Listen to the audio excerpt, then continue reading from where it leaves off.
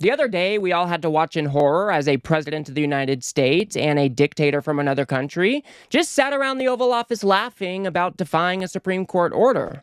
They tried to say that Kilmar Abrego Garcia, well, he's actually just a foreign terrorist. He's actually a human trafficker. He's actually a criminal gangster.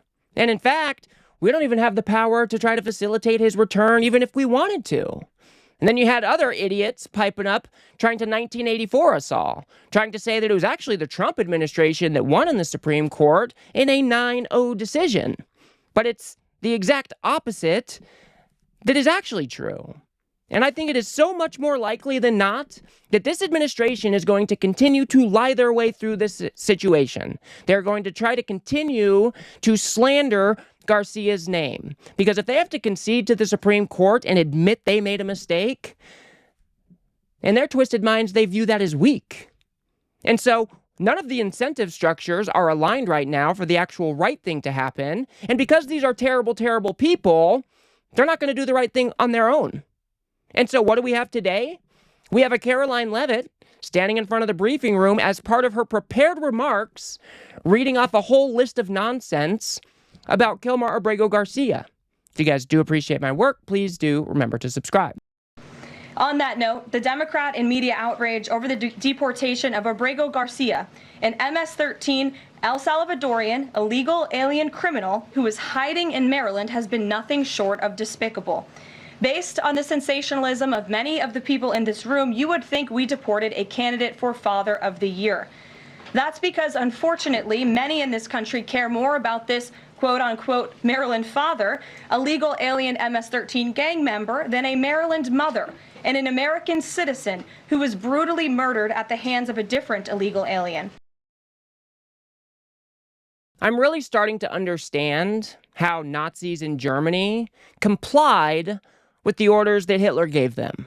I mean, these people are so indoctrinated by the Donald Trump cult, they are willing to cover up the greatest abuses that this country has seen in decades.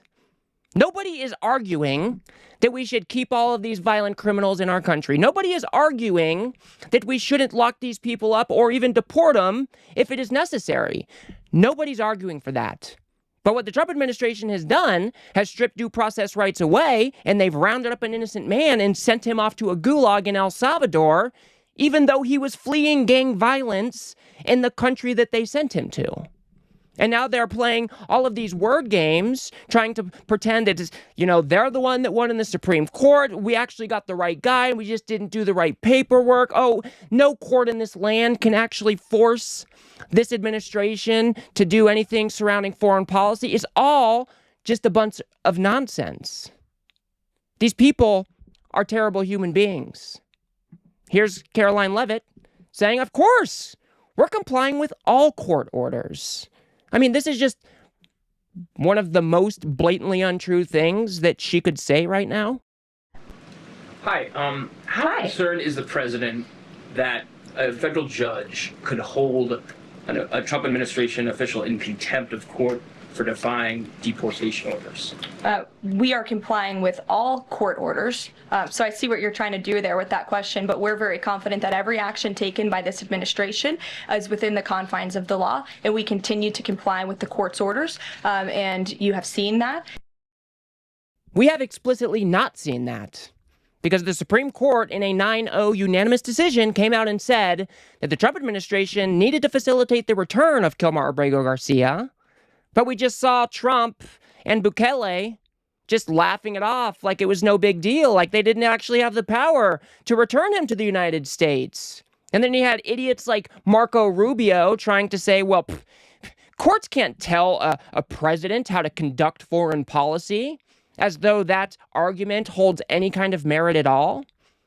I mean, you mistakenly sent an innocent man to a torturous prison in El Salvador. You went into court and you admitted that you made a mistake, but instead of correcting that mistake, you're just doubling down, trying to pretend like you actually got the right guy, that this is a violent criminal that needs to be off the streets. He actually needs to be deported.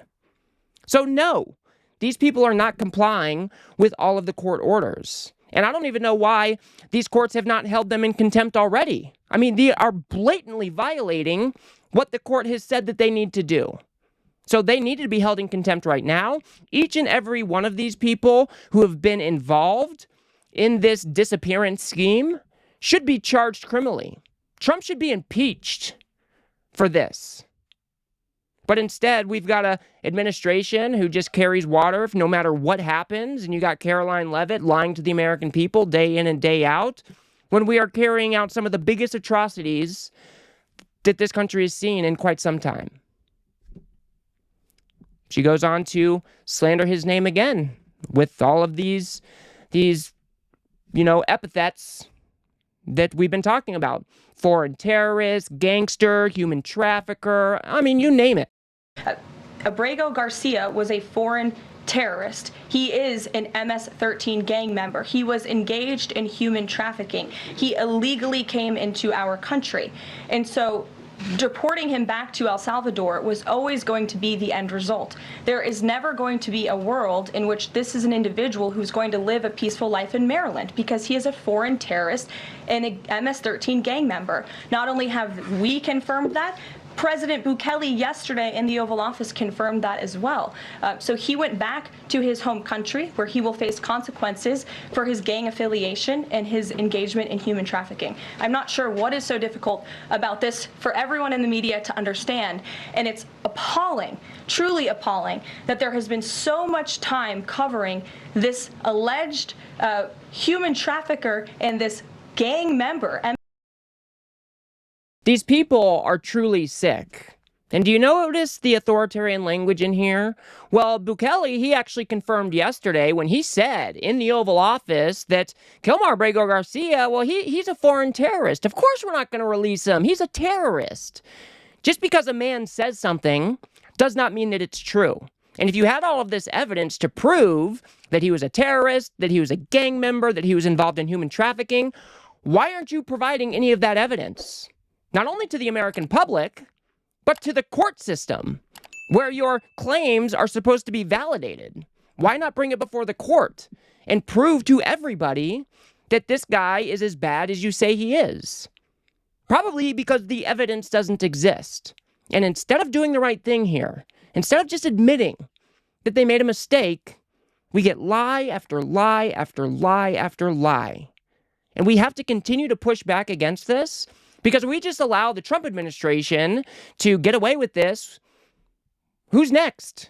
Because we are, as we saw yesterday, they're already talking about sending American citizens to the gulag down in El Salvador.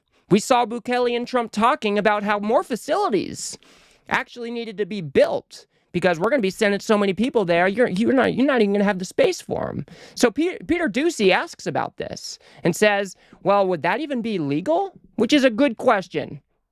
So a little bit of credit to Peter Doocy here. Deporting American citizens to Central American prisons. Is it legal, or do you need to change the law to do it? Well, it's another question that the president has raised. It's a legal question that the president is looking into. And he talked about this yesterday when with his meeting with President Bukele in the Oval Office.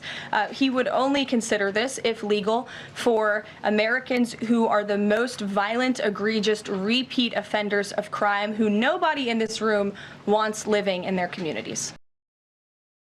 It doesn't matter how violent the criminal is, how heinous they have been.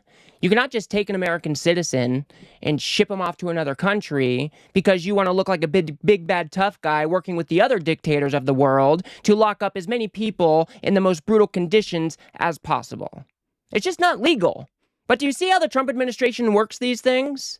Oh, well, is it actually legal? Let's see if we can find any loophole, any misinterpretation that we could use to actually start sending American citizens to a land that they've never known. Any law that they think will stand in their way, they will find any way around it or any way to challenge that law. And oftentimes, as we've seen here, they move in such a breakneck speed that they just disregard the law and then try to fight it on the back end.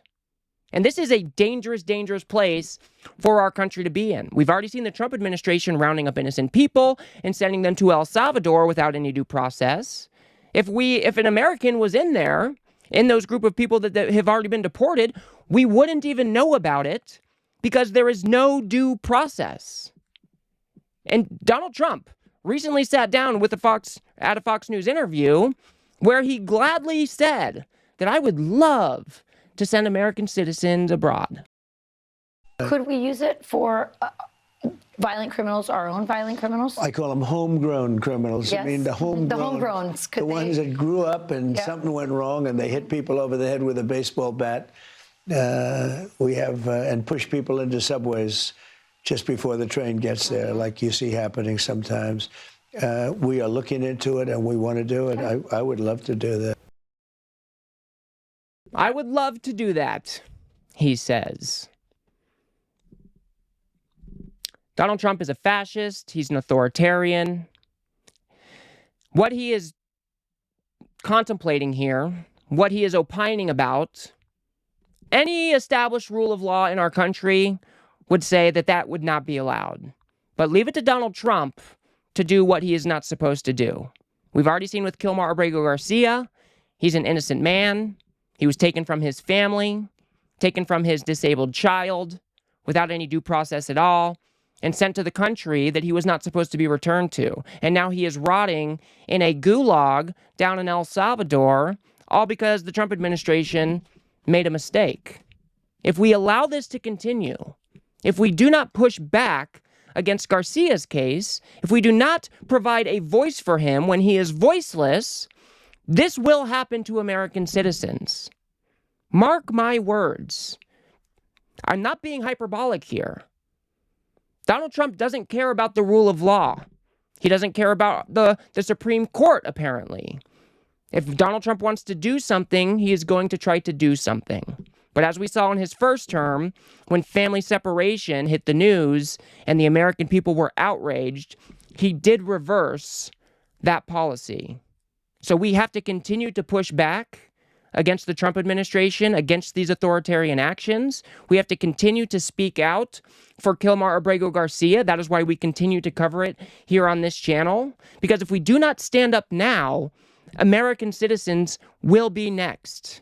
That means it could be your son or your daughter, maybe grandma or grandpa. If you take all the due process rights away, they can round up anybody that they see fit. Anybody that Donald Trump perceives as an enemy. Anybody that Trump sees as, speaking out against him or not in line with his views. They can round up anybody and send them to El Salvador. That is not what is supposed to be going down in the United States of America. It is fundamentally anti-American. And it is this Trump administration who will try to get away with it unless we stand up and scream that this is not the right thing to do. So we will continue to cover this. We're going to continue to keep an eye on it. The courts need to get in order and hold these people in contempt. And the Republicans need to grow some backbone and file articles of impeachment for Donald Trump. These are human rights abuses. This is the definition of a high crime and misdemeanor. Donald Trump is ignoring the Supreme Court while sending an innocent man to a gulag down in El Salvador. It's not okay. It's not okay. So I will leave it there for now, guys. If you guys got anything out of this video, please do remember to smash that like button and subscribe. Maybe share it with a friend or two. I'd very much appreciate that. We're trying to build something here on the left that adequately pushes back against this authoritarian nonsense that is shoveled by this right-wing media ecosystem every single day. So if you do like what I do here, please do remember to smash that subscribe button. It is free. And if you guys want to see the insane meeting between Bukele and Donald Trump in the Oval Office, go ahead and watch that video on the screen now. Otherwise, I'll see you guys on the next one.